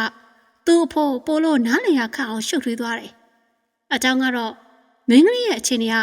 အလွန်နှဆိုင်တဲ့တိုင်းပညာတက်မြောက်ထားတယ်လို့ထင်မှတ်ဖွယ်အနေအထားမျိုးဖြစ်နေတယ်။ဒါမှမဟုတ်တိုင်းပညာလုံးဝမတက်ဘူးလို့လေထင်မှတ်ဖွယ်အနေအထားမျိုးဖြစ်နေတယ်။ချိုးဝေအားသင့်သွားတယ်။ဝေခွဲဆုံးဖြတ်ရခတ်သွားတယ်။အတွေ့ပေါင်းများစွာကသူ့ရဲ့အုံနောက်ထဲစီကိုစုပြုံဝင်ရောက်လာခဲ့တယ်။သူကဘယ်လိုပြဿနာကိုမဆိုရှင်းရှင်းလင်းလင်းသိရမှကျင့်နေနိုင်တဲ့သူမို့အခုကိစ္စမှလည်းတဲတဲကွဲကွဲသိချင်နေတယ်။သူ့ရဲ့လက်ညှိုးတစ်ချောင်းကလက်တစ်ပြက်ဆိုသလိုမင်းကလေးရဲ့တာရုသွေးကြောပေါ်လှန်ထောင်းလိုက်မိတယ်။တာရုသွေးကြောကလူတစ်ယောက်ရဲ့ကိုယ်ခန္ဓာပေါ်မှာရှိတဲ့အဓိကကျတဲ့သွေးကြောတစ်ခုဖြစ်ပါတယ်။အဲ့ဒီသွေးကြောကိုထောက်လိုက်ရင်သွေးလေပတ်မှုတွေပိတ်ဆို့ပြီးတော့တိတ်ဆုံးနိုင်လေတယ်။ကျူးဝေကျွေးနေစွာနဲ့ပြုံးလိုက်မိတယ်။ကဲ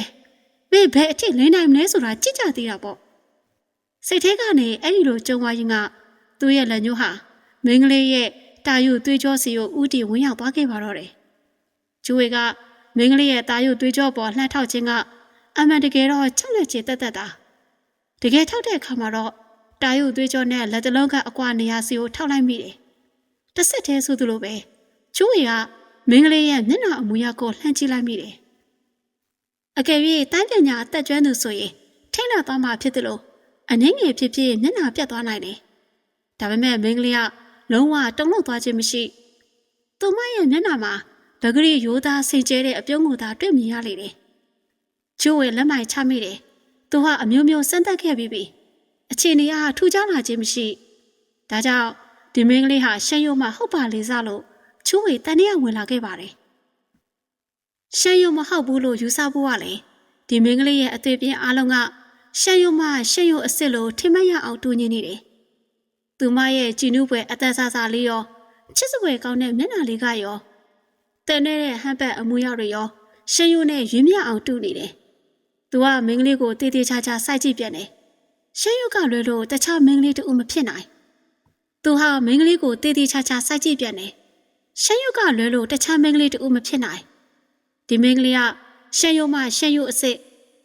သူမဟာဂျာကဘာရဲ့ကြကြကြောင့်အကြီးကျယ်အုံနောက်ထိခိုက်ပြီးတော့မှတ်ညံပြောက်ွယ်ကတိုင်းပညာရွက်တွေပါဆုံးရှုံးခဲ့တာဖြစ်မယ်လို့တထစ်ချယုံကြည်နေပါတော့တယ်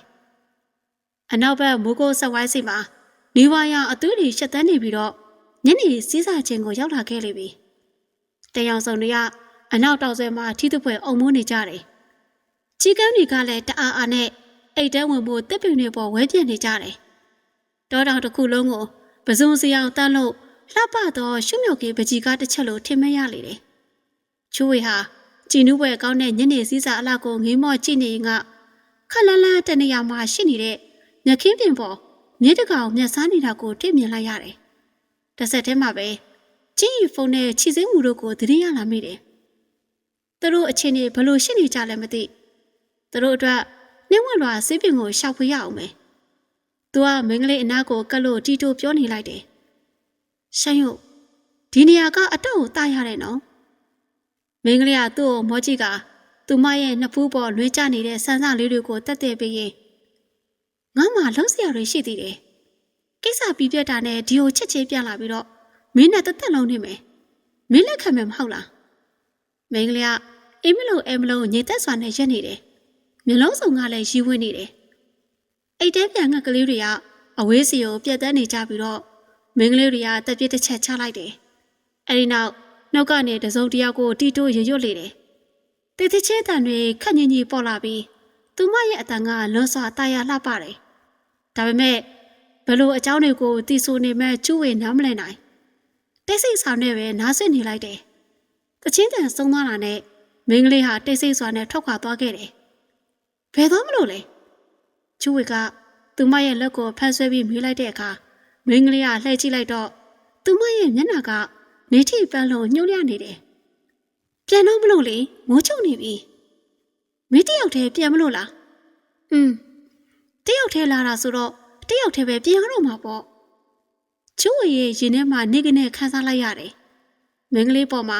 ကြီးစွာသောဂယုဏစိတ်တွေတက်မြင့်လေတယ်။သူကမင်းကလေးကိုထပ်မံဆွဲလို့ရင်ငွေထဲကိုတိုက်ခတ်ထားလိုက်တယ်။မင်းကလေးကတော့ရုန်းကန်ခြင်းမရှိသူ့ရဲ့ရင်ငွေထဲမှာအလိုက်တစ်လေးငြိမ်သက်နေတယ်။စီးစာရောင်ကြီးတွေလွင်ပါပြောက်ကွယ်သွားပြီးတော့နှိမ်လဲလဲလာချမ်းလေးကတပြေးပြေးနဲ့တောက်ရှုံးလာတဲ့အခါကျမှ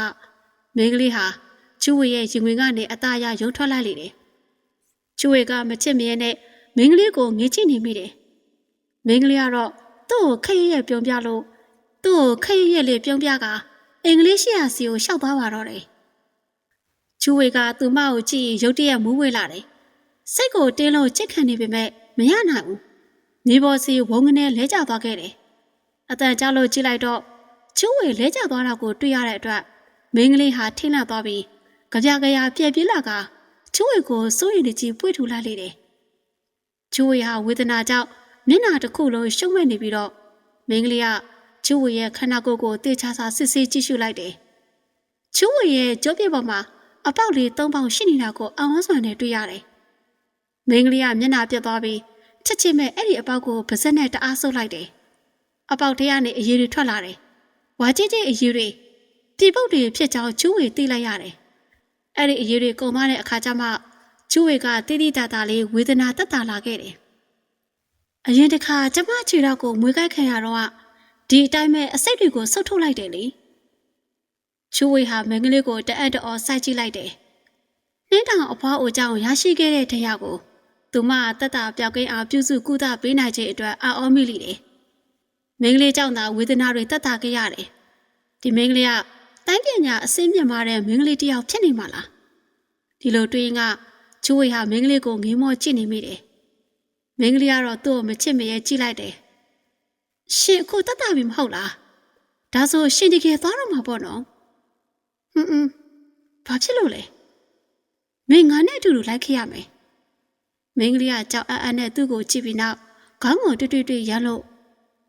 ကျမဘယ်ဝမှမသွားချင်ဘူး။ဒီနေရာမှာပဲနေချင်တယ်။ဒီနေရာမှာနေရတာစိတ်ချမ်းသာတယ်။မင်းကလေးရဲ့စကားကြောင့်ချိုးဝေစိတ်မကောင်းဖြစ်သွားခဲ့တယ်။တကယ်တော့သူကလည်းဒီနေရာလေးမှာပဲမင်းကလေးနဲ့အတူတူနေချင်းရှာတယ်။ဒီနေရာလေးကအမှန်ပဲချမ်းမြေ့ပျော်ရွှင်ဖွယ်ကောင်းတဲ့နေရာလေး။ဒါပေမဲ့သူဟာကျင်းရဖုန်းနဲ့ချစ်စင်းမှုတို့အတွက်နှင်းဝင်လွှာဈေးပင်ကိုယူဆောင်ပေးရအောင်မယ်။ဒါကြောင့်မင်းကလေးကိုစိတ်မကောင်းစွာနဲ့ကြည့်ငါမသွားလို့မဖြစ်လို့ပါ။ရှင်သွားခြင်းနဲ့ဆိုရင်သွားနိုင်မှာပြီ။ဒဏ်ရာလည်းပျောက်ပြီမဟုတ်လား။ရှစ်မြင်လဲဟိုမှာရှိပါတယ်။နောက်တစ်ခါဒီလိုကြောက်ထဲမကြောက်သတိထားအောင်နော်။ကျူဝေဟာမင်းကလေးကိုစကားမပြောနိုင်ပဲငေးမောကြည့်နေမိတယ်။အတက်ကြတော့မှသူကတစုံတစ်ခုဆုံးဖြတ်ဟန်နဲ့ငါအခုသွားရလိမ့်မယ်။အလွန်ဆုံးတစ်လပဲကြာမယ်။ကိစ္စပြီးတာနဲ့ငါပြတ်လာမယ်။မင်းစောင့်နေမယ်မဟုတ်လား။ကောင်းပါပြီရှင့်။ကျမစောင့်ပါမယ်။ဒါပေမဲ့ဘာဖြစ်လဲ။ဒါပေမဲ့တက်လာကြောက်လို့မှပြက်မရောက်ရင်ကျမဘယ်လောက်ကြာစောင့်အောင်မလဲ။စိတ်ချပါငါတလတွေရောက်မပြန်လာခဲ့ပါမယ်။ကောင်းပြီလေကျမရှင့်ကိုစောင့်နေမယ်။ဟောဟိုဟာတည့်ရွက်စင်းလေးတွေ၆တွေ့ကျွလွင့်သွားတဲ့အထိစောင့်မယ်။အဲ့ဒီအချိန်ထိရှစ်ပြက်မလာမှကျမတခြားတဲ့နေရာကိုသွားမယ်။ကျူးဝေစိတ်မကောင်းဖြစ်သွားတယ်။ဒါပေမဲ့ပြန်လဲဖြစ်သိနိုင်ခဲ့တယ်။အကြောင်းကတော့မိမိဆောင်ရွက်ရမယ့်ကိစ္စကအချိန်တလထက်ပိုမကြနိုင်ဘူးလို့တွေးမိနေတယ်။ကောင်းပြီလေငါပြန်ဖြစ်အောင်ပြန်လာပါမယ်။စိတ်ချပါကွာ။ကျူးဝေကအဲ့လိုပြောပြီးတော့မြင်းရှိရာစီကိုရှောက်သွားပြီးနောက်သူဟာမြင်းပေါ်ခုန်တက်ပြီးမင်းကလေးကိုလှမ်းကြည့်လိုက်တယ်။လာစနာကိုတက်တည်ထူခဲ့မယ်။မင်းတို့ငါတစ္ဆာဖောက်ရင်အသေးစိုးနဲ့တေးပါစေ။ကျူဝေကအဲ့လိုတစ္ဆာပြူကျေဆိုပြီးနောက်မြင်းဆက်ကျိုးကိုစက္ကနဲ့ဆွဲလိုက်တယ်။မြင်းရလဲလင်းညိုကလှုပ်တဲ့မြားလို့တဟုန်တို့ဒုံဆိုင်ပြေးသွားခဲ့ပါတော့တယ်။မင်းကလေးကတော့ကျူဝေအဝေးရောက်တဲ့အထိငင်းမော့ကြည့်နေတယ်။ကျူဝေရဲ့အသွင်သဏ္ဍာန်ပြတ်ခွက်သွားတဲ့အခါမှာတော့သူမရဲ့ရင်ထဲမှာ တဲ့ငင်းနဲ့တစ်ချက်လှုပ်ရှားသွားခဲ့တယ်။မျက်ရည်တွေကလည်းကျိုးပြေသွားတဲ့ပလဲလုံးတွေလိုပါးပြင်းမော်ကိုလိမ့်စင်းကျလာခဲ့တယ်။အိုးသူ့ပြန်လာမှာပါလို့ကြံဖက်ဖြစ်တဲ့ရင်ကပါးပြင်းမော်ကမျက်ရည်စားတွေကိုတုပ်ဖယ်လိုက်ပါတော့တယ်။ကျိုးဝေကနေနောင်ပေါ်ပြန်လဲရောက်ရှိလာတာနဲ့နှင်းဝလွာဆေးပင်ကိုရှောက်ဖွေးနေခဲ့တယ်။တကောင်ရမတီမိုးစီစီလင်းတဲ့အထိပဲအခုလည်းရှောက်ဖွေးနေစေ။တနေရာကနေတနေရာတောင်ကြီးကနေတောင်အောက်အထက်တဲ့အခါကလက်ဖက်ရှောက်ဖွေးပြီးတော့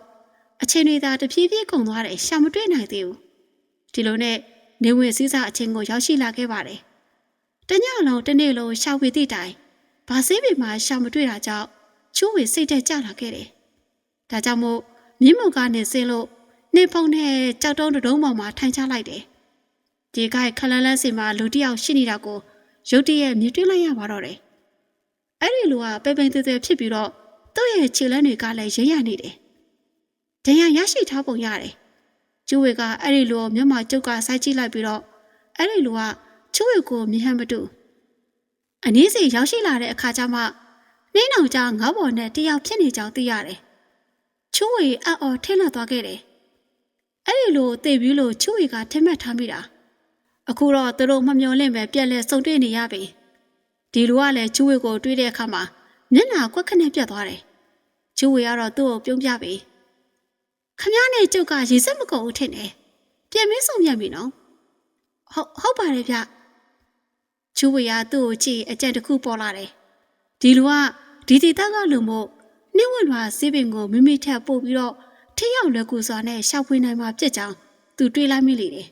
။ဒါကြောင့်ကျူဝေကသူ့ကိုဥပ္ပေတမြင်နဲ့အတုံးချစေခိုင်းမှုဆုံးဖြတ်လိုက်လေတယ်။သူကရှေ့ကိုတူပြီးတော့လောကနှစ်ဖက်ကိုဆက်ထုတ်လိုက်တယ်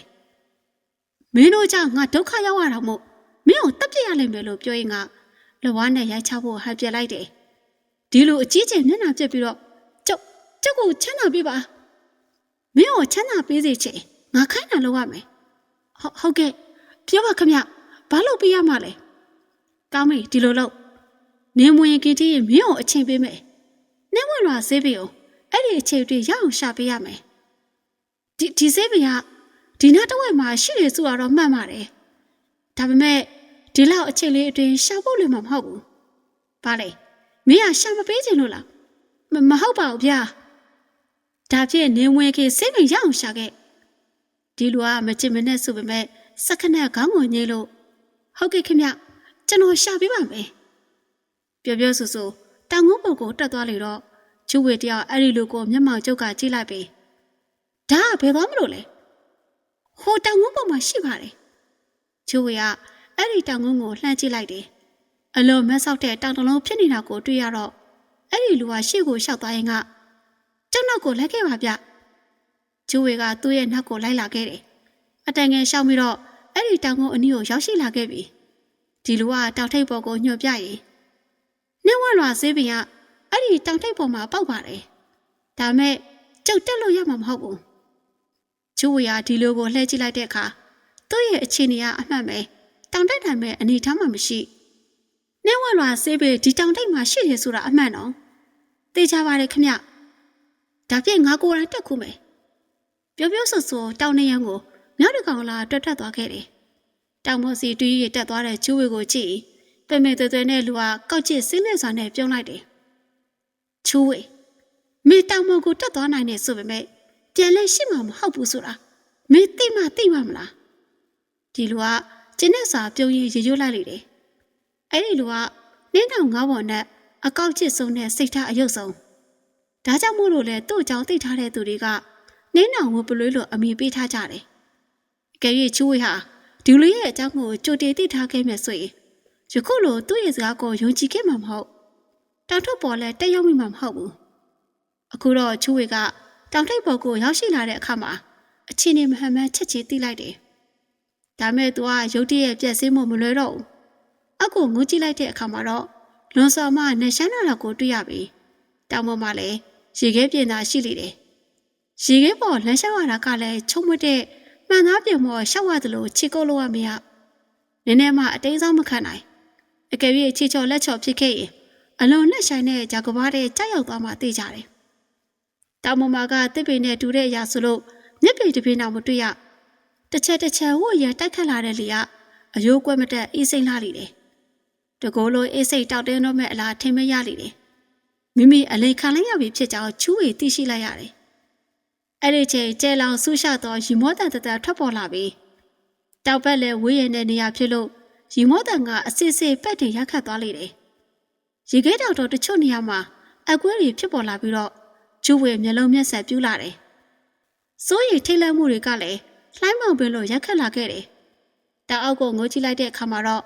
နင်းတောင်ဝင်းပလွေကသူ့ကိုမောကြည့်နေတာကိုတွေ့ရတယ်သူ့ရဲ့ကောက်ကျစ်ဆင်းလဲတဲ့အကျဲစီကိုသိရှိလိုက်ရပြီမို့ချူဝေအဲ့ဒီလူကိုစစ်စစ်ညက်ညက်ကြည့်အောင်ထိုးကြည့်ပြစ်ချင်တဲ့စိတ်တွေတောင်းမနိုင်စီးမရပေါ်လာခဲ့လေတယ်ဒါပေမဲ့တောင်ပေါ်နဲ့တောင်အောက်ဖြစ်နေလို့ချူဝေဘာမှမတတ်နိုင်ခဲ့ဟဲ့ချူဝေမင်းငါအကြောင်းသိပြီမဟုတ်လားမင်းချုပ်ပို့ပြီးညံရှိလို့နှင်းတောင်ဝင်းပလွေဆိုတဲ့နာမည်ကိုရထားတဲ့ကောင်ကနားလေရလားချူဝေကတော့မေကျော်ကြီးတွေထောင်ထလာတဲ့အထိအံကိုကြိတ်လိုက်မိတယ်။ကဲမင်းအခုဘာတက်နိုင်သေးလဲ။တဲတဲ့အခါလှလှပပဖြစ်အောင်သာပြင်ဆင်တာ။ဒေါသထွက်သူအောင်မီးလောင်ရလေးပြည့်စုသလိုစိတ်ဆွပေးလိုက်တယ်။အဲ့ဒီအချိန်မှာပဲတောင်အောက်ကစကားအော်ဟစ်ပြောဆိုမှုကြောင့်ပဲ့တိတ်တန်နဲ့ရက်ခတ်ကရေခဲတောင်ကတစအကွဲလာခဲ့တယ်။ချူဝေဟာမခံမရနဲ့အောင်ဒေါသထွက်လာပြီးတော့ရေခဲတုံးတွေနဲ့နှင်းတောင်ပလွေကိုပြစ်ပေါက်လိုက်တယ်။ဒါမဲ့သူ့ရဲ့ပြစ်ပေါက်မှုကအချီးနှီးပဲနှင်းတောင်ပလွေကတော့သဘောကျစွာနဲ့ရီမောလိုက်တယ်။ရီမောတန်ကကြဲတဲ့ကြဲလာတော့ပဲ့တင်ရခတ်မှုကလည်းအဆက်မပြတ်ပြန့်လွင့်လာခဲ့တယ်။ရေခဲတောင်လည်းအကွဲတဲ့အကွဲလာတယ်။ညောင်မိခဲကိုင်းတယ်လို့ချူဝေတယောက်ဆွစ်စစ်ခုံပြီးတော့ကြံရမရဖြစ်နေပြီးဘာလို့ရမှန်းလည်းမသိ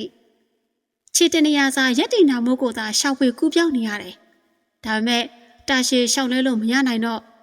ချူဝေရဲ့ခန္ဓာကိုယ်ကလည်းပြိုကွဲကြတဲ့ရေခဲတုံးတွေနဲ့အတူတူတောင်အောက်ကိုရိမ့်ရိုင်ကျဆင်းလာခဲ့တယ်။ရေခဲတောင်ကတစအကွဲပြိုကျလာပြီးတိတ်မချခဲ့မှာပဲတောင်တုတ်တစ်ခုလုံးပြိုကွဲပျက်စီးသွားခဲ့တယ်။ကျူးဝေရဲ့ခန္ဓာကိုယ်ကရေခဲအပိုင်းစားတွေနဲ့အတူတူတောင်အောက်ကိုလွင့်စင်ကျလာခဲ့တယ်။သူ့ရဲ့ရင်ထဲမှာအေးကနေခံစားလိုက်ရပြီးတော့မျိုးလုံးတွေကိုဇုံမိတ်ထားကကြီးရီဖုန်းနဲ့ချီစင်းဝူတို့ရဲ့မျက်နှာတွေကိုမြင်ရောက်လာခဲ့တယ်။ဒါမဲ့အခုချိန်မှာတော့ဘာမှတတ်နိုင်တော့မှမဟုတ်မိမိကိုယ်တိုင်တော့မှအသက်အနေနဲ့ရင်ဆိုင်တွေ့နေရပြီမဟုတ်လားကျူးဝေရဲ့ခန္ဓာကိုယ်ဟာပါလွာတဲ့ရေခဲပြင်ပေါ်အရှင်ပြေးစွာနဲ့ကြောက်ရောက်သွားခဲ့တယ်ရေခဲပြင်ရဲ့အောက်မှာတည်စစ်စစ်နေတဲ့ချောင်းရှိနေပြီးတော့ကျူးဝေကပြောပလောက်အောင်ဒဏ်ရာမရရှိခဲ့ဒီတော့မှပဲကျူးဝေအသက်ပြည့်ပြည့်ရှူဝင်းတော့တယ်ချောင်းရီကတော့အယိုးကွက်မတက်အေးစိတ်နေလေတယ်တာမန်လူတယောက်ဆိုရင်လွန်ခဲ့တဲ့အေးဓာတ်ကြောင့်နှလုံးသွေးတောင်ရက်သက်သွားနိုင်လောက်တဲ့ဆိုပေမဲ့ချူဝေကတော့ဂျာကဘာလှိုက်ကူအတွင်းထဲမှာအေးတန်ကိုခံနိုင်ရရှိအောင်လေ့ကျင့်ခဲ့ပြီဖြစ်လို့ချောင်းရည်ရဲ့အေးတန်ကိုအတော်အသင့်ခံနိုင်ခဲ့လေတယ်။ချောင်းရည်ကတင်းစီးစီးနေပြီးချူဝေရဲ့ခန္ဓာကိုယ်ကရေခဲပြေအပိုင်းအစတွေနဲ့အတူတူရေစုံအတိုင်းမျောပါလာခဲ့တယ်။ချောင်းငယ်လေးကလည်းတစကျင်းမြောင်းလာခဲ့တယ်။ချောင်းရည်တစ်ဖက်တစ်ချက်မှာမြင့်မာမဆောက်တဲ့တောင်နရံတွေရှိနေပြီးတော့ချောင်းရည်ကတောင်နှလုံးကြားကနေဖြတ်တဲ့စီးဆင်းလာခဲ့တယ်။ဒီချောင်းလေးကဘယ်နေရာကနေအစာပြုလို့ဘယ်နေရာစီကိုစီးဆင်းဝင်ရောက်သွားလဲဆိုတာချူဝေမခန့်မှန်းနိုင်ရေစီတိုင်းမျောပါရင်ကမ်းမော်တက်ရောက်နိုင်ဖို့ကိုသာစိတ်စောနေမိတယ်ဒါပေမဲ့ချောင်းရဲ့တစ်ဖက်တစ်ချက်မှာကမ်းဆိုတာမရှိမဆောက်တဲ့တောင်နရံသာရှိပြီးအပေါ်ကိုမွှေးကြည့်လိုက်တဲ့အခါမှာလေပြန်တဲ့ကောင်းကင်ကိုတွန့်လည်ကောက်ကွင်းနေတဲ့မြင်းချောင်းပေါ်မှာမြင်တွေ့နေရပါတော့တယ်ရှေ့ကိုမျှော်ကြည့်ပေမဲ့ရင်းကြီးအောင်ထနေတဲ့တောင်နရံတွေကကစီးနေတာကိုတွေ့ရတယ်ချူဝေအကြီးကျယ်စိတ်သက်ကြသွားခဲ့တယ်။အလွန်အေးစိမ့်လာတဲ့ချောင်းရည်ထဲမှာဘယ်လောက်ကြာအောင်မျောနေရအောင်မလဲမသိ။တစ်ချိန်မှာထပ်ပေါက်တစ်ခုကိုဘွားကနေတွေ့နိုင်မှလားဆိုတဲ့မျှော်လင့်ချက်နဲ့သာရေစီးတိုင်းဆက်လက်မျောပါလာခဲ့တယ်။ဒါပေမဲ့အချိန်တော်ကြာတဲ့အထိထပ်ပေါက်ကိုမတွေ့ရချူဝေစိတ်သက်ကြလာတယ်။ဒီတိုင်းဆိုရင်တကောလုံးအိတ်ခဲပြီးသိဆုံးမှုပဲရှိတော့တယ်။အဲ့ဒီချိန်မှာပဲတခက်ခဲရီမောတန်တွေရုတ်တရက်ထွက်ပေါ်လာတော့စိတ်ထဲကျနေတဲ့ချူဝေကရင်မောတန်ထွက်ပေါ်ရစီကိုဝမ်းသာအားရလှမ်းကြည့်လိုက်လေတယ်။ကြောက်ဆောင်တစ်ခုအကွယ်ကရင်မောတန်ထွက်ပေါ်လာတာဖြစ်ပြီးတော့လူရဲ့လူရောင်ကိုမမြင်ရချူဝေအားတင်သွားခဲ့တယ်။နားကြားများလွဲနေလားပတ်ဝန်းကျင်ကိုအကဲခတ်ကြည့်လိုက်တော့ဘာတစ်ခုမှထူးခြားခြင်းမရှိ။ကြောက်ဆောင်ကြောက်တုံးအနှဲငယ်ထူထပ်တာပဲရှိတယ်။တခြားဘာမှထူးခြားခြင်းမရှိ။ရင်မောတန်ရသွားတဲ့အခါမှာလေပတ်ဝန်းကျင်တစ်ခုလုံးကပြန်လဲတိတ်ဆိတ်သွားပြီးတော့ လူတန်သူတန်မစွထားနဲ့ကျင်းငယ်လေးတွေရဲ့အတန်ကိုတော့မကြားတော့ဘူးကျူဝေကကြောက်ဆောင်တစ်ခုနာကကတွက်ဖက်ရက်တက်လိုက်လေတယ်ပြီးတဲ့နောက်မှာတော့ဝင်းကျင်တစ်ခုလုံးကိုတေချာစွာနဲ့အကဲခတ်ကြည့်လိုက်တယ်ထိုးထိုးထောင်ထောင်ဖြစ်နေတဲ့ကြောက်ဆောင်တွေကကျူဝေအတွက်အစနစ်ချင်းဖြစ်နေတယ်တိတ်ဆိတ်ချင်းကရေတန်းအောင်မကြားရလောက်အောင်ထူခြားနေတယ်ကျူဝေဟာဒီမြတိတ်ဆိတ်တဲ့နေရာမျိုးကိုတစ်ချိန်တစ်ခါမှကြုံရဘူးချင်းမရှိတိတ်ဆိတ်လုံးနာကြောင့်ကျူဝေတော်မှအလိုလိုကြောက်ရွံ့သလိုဖြစ်လာခဲ့တယ်ဒီနေရာကနေမြန်နေသမျှမြန်ဆန်စွာထွက်ခွာသွားခြင်းပြီးတော့လေးဘက်လေးတက်မှလည်းတောင်နေရံတွေကကာစီးထားတာကြောင့်ထွက်ပေါက်ကရှာမတွေ့ပဲဖြစ်နေတယ်အလွန်ထူးဆန်းလာတယ်အခုချိန်ထိချောင်းရီကတောင်ကြားအတွင်းထဲမှာပဲရှိနေပြီးရှေ့ကိုမျှော်ကြည့်လိုက်တဲ့အခါမှာလည်းတောင်နေရံတွေကာစီးထားတာကိုသာတွေ့ရတယ်ဘယ်အချိန်ရောက်မှဒီတောင်ကြားကထပ်ပေါက်စီကိုရောက်ရှိနိုင်မှလဲသူဟာမှန်းစာတွေးတောခြင်းကမစွမ်းနိုင်ချူဝေအကြီးကျယ်စိတ်ထဲကျသွားတယ်အဲ့ဒီချိန်မှာပဲတခိခိရီမောတန်ကပြန်လဲထွက်ပေါ်လာခဲ့တယ်ချူဝေက6ရက်တိုင်းမျောပါနေရာကရက်တက်လိုက်ပြီးနောက်ရီမောတန်ထွက်ပေါ်ရစီကိုနားဆွင့်လိုက်တယ်ဘာတမှမကြားရပဂရီတိတ်ဆိတ်ငြိမ်သက်နေတယ်ချူဝေကြောင်အားဖြစ်သွားခဲ့တယ်နားကြားများလွဲနေသလားလို့ကိုတန်နေရဝင်လာမိတယ်ဇဝေဇဝါဖြစ်နေတဲ့အချိန်မှာပဲရီမောတန်တွေကထပ်မံထွက်ပေါ်လာခဲ့တယ်နားကြားလွဲတာတော့မဟုတ်တော့ဘူးကြောက်ဆောင်တစ်ခုကိုစူးစိုက်ကြည့်လိုက်တော့ရီမောတန်ကအဲ့ဒီကြောက်ဆောင်နောက်ွယ်ကနေထွက်ပေါ်လာခဲ့တယ်သူကကြောက်ဆောင်စီကိုတိတ်ဆိတ်ကူးခတ်သွားတယ်ရီမောတန်ကလည်းရုတ်တရက်တိတ်ဆိတ်သွားပြန်တယ်ချူဝေကြောက်ဆောင်ပေါ်စီခက်တက်လာခဲ့တယ်ကြောက်ဆောင်ကအစောပိုင်းကမြင်ရတာတက်ကိုပို့ပြီးမြင်နေပြီးတော့ပို့လို့လည်းမဆောက်တယ်ကုတ်တက်စီကလည်းအလွန်နှဲပါတယ်ဒါအပြင်ရင်းညစ်တွေလည်းရှိနေတာကြောင့်ကြောက်ဆောင်ပေါ်တက်ရတာကအလွန်ခက်ခဲပင်ပန်းလာတယ်ဒါမဲ့ချူဝေကအလွယ်တကူလက်လျှော့တက်သူမဟုတ်ဘလောက်ပဲခက်ခဲနေပါစေဇွဲနှစ်ဘက်နဲ့ဆက်လက်လို့ကြိုးစားတက်လေတယ်ထူခဲ့တဲ့အေးတက်ကြောင့်လက်ချောင်းချေချောင်းတွေကထုံကျလာခဲ့ပြီပုံပဲထိခိုင်းမိတာကိုတော့မှနာကြည့်ရမှမသိတခါတည်းရင်းညစ်ပေါ်တွက်ခဲ့မိတာကြောင့်ရုတ်တရက်ရှော့ကြရတာလည်းရှိတယ်ကျူဝေကအလွန်သတိကောင်းလုံးလို့သာအောက်ကိုထိုးချမသွားခဲ့တာဘလို့ပဲဖြစ်ဖြစ်နောက်ဆုံးမှာတော့ကျူဝေဟာကြောက်ဆောင်စီကိုရောက်ရှိလာခဲ့တယ်ကြောက်ဆောင်ထိတ်ကအတိုင်ငယ်ပြစ်ပြီးတော့ကျေလဲကျေဝင်းတယ်ကြောက်ဆောင်ရဲ့တခြားတစ်ဖက်မှာရေကက်တစ်ခုရှိနေတာကိုလည်းမြင်ရပြီကျူဝေကရေကက်နဲ့ကိုအမှတ်မထင်လှမ်းကြည့်လိုက်တဲ့အခါသူ့ရဲ့မျက်လုံးစုံကပြူးကျဲဝိုင်းဆက်သွားခဲ့တယ်အကြောင်းကရေကက်အတွင်းမှာအမျိုးသမီး3ယောက်ရေချိုးနေတာကိုတင့်မြင်လိုက်ရတယ်ကျူဝေလည်းနောက်ကိုကြပြကြရဆုပ်လိုက်မိတယ်ဒါပေမဲ့မင်းကလေးတွေမမြင်တွေ့အောင်စုပ်ခွာနိုင်ခြင်းမရှိခဲ့ဘူးမင်းကလေး3ယောက်ကသူ့ကိုထူးဆန်းစွာနဲ့ဝမ်းကြည့်နေကြတယ်ချူဝေအနေနဲ့ရှောင်းတေးပုံးငွေချင်းကမစွမ်းတာဒီမင်းကလေးတွေကိုငေးကြောင်ကြည့်နေမိတယ်ဒီမှာဒီနေရာကဘာနေရာလဲဆိုတာတစိမ့်လောက်အောင်ကျေးဇူးပြုပြီးပြောပြပေးပါလားချူဝေကအထစ်ထစ်အငုံငုံနဲ့မေးလိုက်တယ်မင်းကလေး3ယောက်စလုံးသူ့ကိုအော်တကြီးနဲ့ကြည့်နေမိကြတယ်အဲ့ဒီချိန်မင်းကလေး3ယောက်တည်းကမှအသက်ငယ်ငယ်မင်းကလေးကလေးတစ်ဖွဲဝမ်းသာအားရထခုန်လိုက်လေတယ်အမကြီးအမလက်ဒီလိုစကားပြောတတ်တယ်ကြားရမဟုတ်လားအမလက်ဖြစ်ဟန်တူတဲ့မင်းကလေးကချူဝေကိုမျက်မှောင်ကျုပ်ကကြည့်လိုက်တယ်ဒီလိုကိုကြည့်ရတာဒုနဲ့လည်းမတူဘူးဘလို့လို့ပြီးဒီကိုရောက်လာခဲ့ရလည်းမသိဘူးငါတော့မေးကြည့်အောင်မယ်ပြောဆူနဲ့မင်းကလေးကရေကက်ကနေတက်လာပြီးတော့ကြောက်ဆောင်ငယ်တွေကလှေကလေးတစ်ဖွဲအစီတွေ့တဲ့နေတယ်မင်းကလေးဟာကြောက်ဆောင်ငယ်ရတစ်ဆဲချူဝေစီကိုရှောက်လာတယ်မင်းကလေးရဲ့အဝတ်အစားတွေကရေဆိုးနေတာကြောင့်ရှာကြီးပုံငယ်အသေးကသဘာဝအတိုင်းကြီးပါပေါ်လွင်ထင်ရှားနေတယ်မင်းကလေးအနေနဲ့ဘာမှမဖြစ်ဘူးဆိုပေမဲ့လေချူဝေအဖိုးကတော့မကြည့်ချင်မြင်ရတာဖြစ်ပြီးရှက်အနဲ့ခေါင်းငုံထားလိုက်မိပါတော့တယ်။နင်ကဘယ်ရလာတာလဲ။ကျုပ်တခြားနေရာကပါလမ်းမဘေးရောက်လာတာ။မင်းကလေးကအနှဲငယ်အံ့ဩသွားပြီးတော့မျက်မှောင်ကလေးကျုံလိုက်ပြီးနင်ကတခြားဟုတ်လား။တခြားလူဆိုရင်ဒီကိုလာလို့မရဘူး။ခမည်းတော်လာနိုင်တခြားလူလည်းလာနိုင်တာပေါ့။ငါတို့ကတခြားလာတာမှမဟုတ်ပဲ။ငါတို့ကဒီရောက်လူတွေတခြားလူတွေကလူဆိုးတွေကြီးပဲဒါကြောင့်နင်လူဆိုးပဲဖြစ်ရမယ်ကျိုးဝေကတည်ငါမြကြောင်အပ်ဖြစ်သွားတယ်အဲ့ဒီချိန်ကျင်းနဲ့မင်းကလေးနှစ်ဦးကသူတို့အနားကိုရောက်ရှိလာခဲ့တယ်သူတို့နှစ်ဦးကလည်းယေရှုအဝတ်တွေကြောင့်ခန္ဓာကိုယ်အချို့စစ်တွေက တဘောဝအတိုင်းလှချင်တယ်လှနေတယ်ဒါပေမဲ့ချူဝေစိတ်ဝင်စားမိမိကိုအခုလိုရိုးစွတ်တာကိုမခံမရနိုင်ဖြစ်မိတယ်ကဲကျောက်ကလူစိုးဖြစ်တယ်ပဲထားပါတော့ခမရတို့ကဘာလို့ချင်လဲမင်းကလေး၃ယောက်ကတယောက်မျက်နှာတယောက်ကြည့်ပြီးမှအကြီးကဲဖြစ်ဟန်တူတဲ့မင်းကလေးကချူဝေကိုစူးစိုက်ကြည့်ပြီးနေရလူစိုးဆိုရင်တခင်မကြီးစီကိုခေါ်သွားရလိမ့်မယ်နေပါအောင်တခင်မကြီးဆိုတာဘယ်သူလဲဘယ်မှနေရလဲနင်းလေတခင်မကြီးကိုကြောက်နေတာပဲကိုတခင်မကြီးကဟော်ရီတောင်ရဲ့အနောက်ဘက်မှာနေတယ်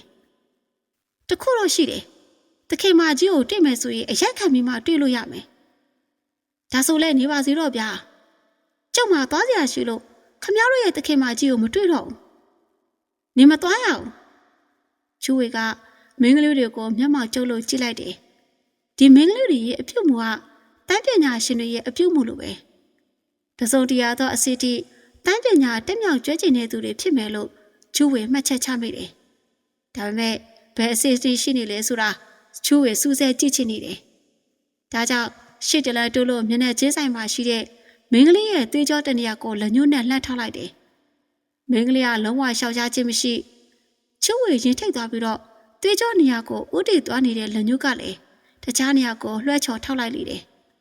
မင်းကလေးကအံ့ဩလို့ချူဝေကိုနားမလည်နိုင်သလိုစိုက်ကြည့်နေတယ်အဲ့တော့ဘာလုပ်တာလဲအကယ်၍တိုင်းပညာရှင်တယောက်ဆိုရင်ဒီလိုပြက်လဲမင်းမျက်မှောက်မဟုတ်သွေးကြောနေရာတက်ခတ်ခံရတာနဲ့တပြိုင်နက်လှုပ်လှုပ်ရှားရှားဖြစ်သွားနိုင်တယ်အခုတော့မင်းကလေးကမိမိကတိုက်ခိုက်တာကိုသိဟန်မတူဒါမှမဟုတ်တိလိုက်နဲ့ပဲအရင်မဆိုင်တာလားချိုးဝေအုံနောက်ချောက်သွားတယ်ဒီမင်းကလေးတွေကတိုင်းပညာလုံးဝမတက်တာလည်းဖြစ်နိုင်တယ်ဒါမှမဟုတ်အလွန်တော်ထူးချွန်တဲ့တိုင်းပညာရှင်တွေလည်းဖြစ်နိုင်တယ်ချိုးဝေမျက်မှောက်ကျုပ်သွားတယ်သူကဂျာကဘာတဲ့ကြတော့ကတွေ့ဆုံခင်ရတဲ့မင်းကလေးကိုချိုးဝေပြန်လဲသတိရလာခဲ့တယ်ရှေယိုနဲ့ခွဲမြအောင်တူနေတာကြောင့်မိမိတော်မှထင်အောင်ထင်မှဖြစ်သွားခဲ့တယ်ဒီမင်းကလေးကမိမိယခုတွေ့ဆုံရဆိုင်နေရတဲ့မင်းကလေးတွေနဲ့တနည်းတစ်ဖော်ဆက်နယ်ပတ်သက်နေမှာလားမင်းကလေး၃ယောက်ကလက်ချင်းရှက်လို့ချိုးဝေကိုလက်ပိတ်ရက်လိုက်တယ်ဟေးငါသတိရပြီအရေးနဲ့နီးကဘာတွေသတိရနေရလဲတခင်မကြီးပြောသွားတဲ့ယောက်ျားဆိုတာသူပဲဖြစ်ရမယ်ဟုတ်တယ်တခင်မကြီးကပြောတယ်ယောက်ျားဆိုတာလူဆိုးတွေပဲတဲ့ဒါကြောင့်သူ့ကိုမလွတ်စေနဲ့မင်းကလေး၃ယောက်ဟာတယောက်တော့အမျိုးမျိုးပြောဆိုကြတော့ချိုးဝေကဘာမှနားမလည်နိုင်ပဲဖြစ်နေတဲ့အချိန်အလက်မင်းကလေးကဝင်ရောက်ပြောဆိုလာတယ်အမစိန်လေးကသခင်မကြီးရဲ့အရှိမယောက်ျားအားလုံးကလူဆိုးတွေကြီးမဟုတ်ပါဘူးလို့ပြောမိတာနဲ့သခင်မကြီးကမောင်းထုတ်လိုက်တယ်မဟုတ်လားမောင်းထုတ်တာမဟုတ်ပါဘူးဟဲ့သူ့ဘာသာသူထွက်သွားတာပါဟေးငါတို့ရဲ့အမစိန်လေးဘယ်ရောက်နေလဲဆိုတာသိလားချိုးဝေကရှေယိုနဲ့တူတဲ့မင်းကလေးကိုသတိရလိုက်တယ်သူတို့ပြောတဲ့အမစိန်လေးကရှေယိုနဲ့တူတဲ့မင်းကလေးဖြစ်ရမယ်လို့ချိုးဝေယူဆလိုက်တယ်သူဟာအဲ့ဒီမင်းကလေးကိုရှေယိုဖြစ်ထင်မှတ်ပေါင်းသိမိတာကိုလည်းစိတ်မကောင်းဖြစ်မိတယ်ဟေးမင်းနေတာမကြောက်လားခမရတို့ရဲ့အမတ်စိန်လေးဘယ်မှာရှိလဲဆိုတာကျုပ်သိပါတယ်ဟုတ်လားသူဘယ်မှာလဲငါတို့သူ့ကိုတွေးချင်လိုက်တာဒါတော့ကျုပ်မပြောပြနိုင်ဘူးငါတို့ဘာလုပ်ကြမလဲတခင်မကြီးစီကိုခေါ်သွားမယ်ခမရတို့ခေါ်မယ်ဆိုရင်ကျုပ်အနေနဲ့လိုက်ရမှာပေါ့မင်းကလေး၃ယောက်ဝမ်းသာအားရဖြစ်သွားတယ်တခင်မကြီးနဲ့တွေ့တဲ့အခါနေရိုက်ခင်ရတတ်တာအောင်ငါတို့ပြောခဲ့ပြီမယ်အကြီးမရင်မောရင်ပြောလိုက်တယ်ကြောက်လိုက်ကောင်းကထွက်လာတဲ့အခါမှာတော့တော်လန်လေးတစ်ခုကိုတွေ့ရပြီမင်းကလေး၃ယောက်နဲ့ကျူးဝေတို့တော်လန်လေးအတိုင်းရှောက်လာခဲ့ကြပါတယ်တော်လန်တစ်လျှောက်မှာအယောင်သေးစုံတဲ့ပန်းတွေနဲ့တခြားအမိမသိတဲ့အပင်တွေပေါက်ရောက်နေလေတယ်ကျူးဝေကတော့ထူးဆန်းတဲ့အပင်တွေကိုတက်အပ်တော့စိုက်ကြည့်ခဲ့ရကအတွေ့တစ်ခုရုတ်တရက်ခေါင်းထဲကိုဝင်ရောက်လာခဲ့တယ်ဒီနေရာကထူးခြားတဲ့နေရာပဲဖြစ်လိမ့်မယ်ဒါကြောင့်မို့လို့လေနှဲဝင်လာစေးပေရဒီလိုနေရာမျိုးမှာရှိကောင်းရှိနိုင်လိမ့်မယ်လို့တွေးတောမိနေတယ်ဒါမဲ့မင်းကလေး၃ယောက်ကိုဓာတ်ရမင်းမြတ်ချင်းကတိကျမှန်ကန်တဲ့အဖြစ်ကိုရကောင်းမှရနိုင်ပေမယ်မမကကသိရှိနိုင်ဖို့သူဘယ်လိုလုပ်ရမလဲကျူးဝေအကြက်ထုတ်လိုက်တယ်ဆိုပေမဲ့အမျိုးမျိုးဖို့ဖို့တွေးတော့စဉ်းစားကြည့်မိတယ်နောက်ဆုံးတော့အကြက်တစ်ခုရရှိလာခဲ့တယ်ဒီလိုနဲ့ဟဲ့တော့ဘာဖြစ်သွားပါလဲနင်ဘာဖြစ်တာလဲကျူးဝေကလမ်းလျှောက်နေရကရုတ်တရက်လှည့်ချလိုက်တော့မင်းကလေး၃ယောက်ထိတ်ထိတ်ပြပြဖြစ်သွားတယ် မင်္ဂလေး3ယောက်ထိတ်လန့်အော်စွာနဲ့ချူဝေကိုဝမ်းကိုကြည့်မိတယ်ချူဝေကတော့မျက်နှာကိုရှုံမဲ့ပြီးယောဂထလာလို့မင်္ဂလေးတွေမျက်မှောက်ကျုပ်သွားတယ်အငင်မလေးကဂယုဏတက်တဲ့မျက်လုံးနဲ့ချူဝေကိုကြည့်လိုက်တယ်နေ့ယောဂဘာယောဂလဲဘာယောဂမှန်းတော့မသိပါဘူးဗျာဒါပေမဲ့နှင်းဝင်လွာဆေးပင်ရရင်တော့ချစ်ချေပျောက်သွားနိုင်ပါတယ်မင်္ဂလေး3ယောက်စလုံးမျက်မှောက်ကျုပ်သွားပြီးနောက်တယောက်ကိုတယောက်ကြည့်မိကြပြန်တယ်အတွင်းယောဂပျောက်တဲ့ဆေးပင်ထင်တယ်အလမထင်မြင်ချက်ပေးလိုက်တော့အကြီးမကအနည်းငယ်စဉ်းစားဟန်နဲ့အတဲချာမချူဝေကိုလှမ်းမိလိုက်လေတယ်ဒီဆေးပင်ကနှင်းပွင့်နဲ့တူတယ်မဟုတ်လားဟုတ်ပါတယ်ဒါဖြစ်ခဏနေအောင်ငါတော့ခုလာအောင်မယ်ပျော်ပျော်ဆူဆူနဲ့အကြီးမဟာလျင်မြန်စွာနဲ့ပြေးထွက်သွားခဲ့တယ်အလမနဲ့အငယ်မတို့ကတော့နောက်ကနေထက်ချက်မကွာပြေးလိုက်လာခဲ့တယ်ချူဝေကြောင်အပ်နဲ့ကြည်ရိခဲ့တယ်အတန်ကြာတော့မင်္ဂလေး3ယောက်ပြန်လဲပြေးလွှာရောက်ရှိလာခဲ့တယ်သူတို့ရဲ့လက်ထဲမှာလည်းဖြူစစ်နေတဲ့အပင်ငယ်တစ်ပင်စီပါရှိလာတာကိုတွေ့ရတယ်ရော့ဒါနှင်းဝင်လာဆေးပင်လို့ခေါ်တယ်အကြီးမကဆေးပင်ကိုလှမ်းပေးလိုက်တဲ့အခါအလမနဲ့အငယ်မတို့ကဗျိုင်းတို့လှမ်းယူလိုက်ကြတယ်ချူဝေလွန်စွာဝမ်းသာသွားခဲ့တယ်ဆေးပင်ကိုလှမ်းယူပြီးတော့တေချာစွာသိသိလိုက်တယ်ပြီးတဲ့နောက်ထားရလိုက်တဲ့အခါမှာချူဝေပြန်ထနိုင်တာကိုတွေ့ရတော့မင်္ဂလေး3ယောက်ဝမ်းသာသွားခဲ့တယ်ကဲငါတို့နောက်ကိုလိုက်ခဲ့ပြီးတော့ချူဝေဟာမင်္ဂလေး3ယောက်ကိုလေးနဲ့တီကြီးစွာနဲ့ကြည့်လိုက်လေတယ်ခမများတို့ကကျုပ်ကိုတခင်မကြီးစီခေါ်သွားရမှကျင်းနေကြမှာလားတကယ်လို့ကျုပ်မအရေးကြီးတဲ့ကိစ္စရှိလို့မလာနိုင်ဘူးဆိုရင်မင်္ဂလေးတွေကတယောက်မျက်နှာတယောက်ကြည့်မိကြတယ်သူတို့အချက်ရိုက်သွားတဲ့ပုံပဲချူဝေကမင်္ဂလေးတွေကိုတစ်ချက်မျှအကဲခတ်ကြည့်ပြီးတော့ခမများတို့ထွက်လာတာကြာပြီထင်တယ်တခင်မကြီးကတော့ခမများတို့မျှော်နေတော့မယ်အမြန်ဆုံးသာပြတ်မသွားရင်တခင်မကြီးစိတ်ဆိုးမှသိကြတယ်ကျုပ်ရှင်းမဲပြောလိုက်မယ်ခမများတို့တခင်မကြီးဆိုကျုပ်မလိုက်နိုင်တော့ဘူးကျုပ်ပြောတာခမများတို့နားလည်တယ်နော်မင်္ဂလေး3ယောက်စလုံးဘာပြန်ပြောရမှန်းမသိပဲကြောင်အပ်ဖြစ်သွားခဲ့တယ်ကဲကျုပ်သွားတော့မယ်ဒီလိုပြောရင်ကချူဝေကလာလက်အတိုင်းနောက်ကျောင်းကိုလှည့်လှည့်ထွက်ခွာလာခဲ့တယ်မင်္ဂလေး3ယောက်ကတော့ဦးကြောင်ကြောင်နဲ့ငင်းငိုင်နေမိကြပါတော့တယ်ချူဝေဟာခြေလန်းတုံနဲ့ထွက်ခွာသွားခဲ့ပြီမင်္ဂလေး3ယောက်ကတော့ကြောက်ရွံ့တွေလိုမလုံမရှက်ငေးကြောင်ရက်ချိနေမိကြတယ်ချူဝေကိုဟန့်တားဖို့တော့သတိမရကြအောင်မင်္ဂလေး3ယောက်ရဲ့ရှင်ထဲမှာမကြုံစဘူးထူးခဲ့တဲ့ခံစားမှုကိုအလိုလျောက်ခံစားလိုက်ရတယ်အသက်ငယ်ဆုံးမင်္ဂလေးကလေးတွဲတက်ပြေးချလိုက်တယ်ငါရင်ထဲမှာဘလို့ဖြစ်နေလဲမသိဘူးစိတ်ညစ်သလိုစိတ်လေးသလိုနဲ့ငါတော့အဲ့ဒီလူနောက်ကိုလိုက်သွားချင်တော့တာပဲငါလည်းဒီလိုပဲဟဲ့ငါလည်းသူ့နောက်ကိုလိုက်သွားချင်လိုက်တာအလမကတီတိုထောက်ခံလိုက်တော့အကြီးမလည်းတက်ပြေးချီတစ်ခုကိုချပြီးတော့မှထောက်ခံလိုက်တဲ့အခါမင်္ဂလေး3ယောက်စလုံးနှုတ်ပိတ်သွားခဲ့တယ်တယောက်တော့အမျိုးမျိုးစိတ်ကူးရတွေးတောပြီးတော့ချူဝေထွက်ခွာသွားရဘက်ကိုငေးချနေမိတယ်မကြခင်မှာပဲချူဝေကမင်္ဂလေးတွေရဲ့မြင်ကွင်းကနေပျောက်ကွယ်သွားခဲ့တယ်ငါတို့ပြန်မယ်တခင်မကြီးစီကိုရောက်ရင်အပြင်လောကကိုထွက်ကြည့်ဖို့ခွင့်တောင်းမယ်အေးဟုတ်တယ်ငါတို့လည်းအပြင်လောကကိုထွက်ကြည့်ချင်တယ်အလမနဲ့အကြီးမတို့ဖြိုင်းတို့ရေရွတ်လိုက်ကြတယ်အဲ့ဒီချိန်အဝေးစီကခေါင်းလုံးတန်တွေရုတ်တရက်ပြင်းလွင်လာပြီးတော့မင်္ဂလေးတွေကတဝေနေရာကနေသတိပြန်လဲဝင်ရောက်လာပြီးရုတ်တရက်ဆိုသလိုခေါင်းလိုက်တန်ထွက်ပေါ်ရာတောင်ကြားစီကိုအပြေးသွားခဲ့ကြလိမ့်တယ်ဝင်းကျတစ်ခုလုံးပြက်လက်တိတ်ဆိတ်ညီသက်သွားခဲ့ပြီအရာရာဟာပြောင်းလဲခြင်းမရှိတိတ်ဆိတ်မြဲတိတ်ဆိတ်နေစေဒါပေမဲ့မင်္ဂလေးတွေရဲ့နှလုံးသားထဲမှာတော့အမတ်မထေကြုံရတဲ့လူစိတ်တူကြောင့်လှိုင်းပေါက်ပဲလို့လှုပ်ခတ်နေပါတော့တယ်ပရိသတ်များရှေ့မိုးအောင်မြေပြေတိုင်းတခေဇလတ်အပိုက်6ကတော့ဒီလောက်ပါပဲနော်နားစိတ်အားပေးခဲ့ကြတဲ့ပရိသတ်တွေတူကြီးစီကိုကျေးဇူးထူးပဲတည်ရှိသလိုစာရေးသူဝနအောင်ကိုလည်းကျေးဇူးထူးပဲတည်ရှိပါတယ်ရှင့်ဒီဇလတ်လေးကိုတင်ဆက်ပေးခဲ့တဲ့သူကတော့ကျမတကူမိပဲဖြစ်ပါတယ်ပရိသတ်များအားလုံးပဲကံကောင်းခြင်းပျော်ရွှင်ခြင်းကျမ်းမာခြင်းတွေကိုအစဉ်ထာဝရပိုင်ဆိုင်နိုင်ကြပါစေရှင်